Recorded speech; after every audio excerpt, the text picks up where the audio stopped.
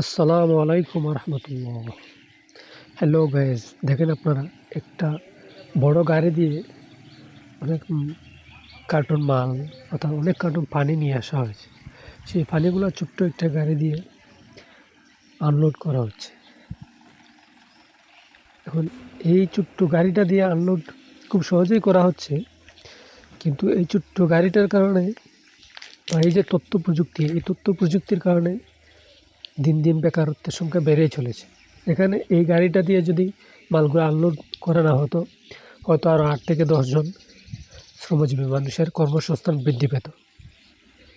কারণ এসব তথ্য প্রযুক্তির কারণে দিন দিন কর্মসংস্থান হ্রাস পাচ্ছে, শ্রমজীবী মানুষের কর্মসংস্থান দিন দিন কমে যাচ্ছে।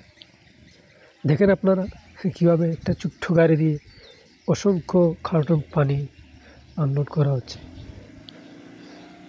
যত দিন যাচ্ছে তথ্য প্রযুক্তির ব্যবহার বৃদ্ধি পাচ্ছে, শ্রমজীবী মানুষের কর্মসংস্থান হ্রাস পাচ্ছে। এসব তথ্য প্রযুক্তির কারণেই বেকারত্বের সংখ্যা দিন দিন বৃদ্ধি পাচ্ছে। এই যে দেখেন, ছোট্ট একটা গাড়ি অথচ কত বড় একটা মালবাহী গাড়ি আনলোড করছে।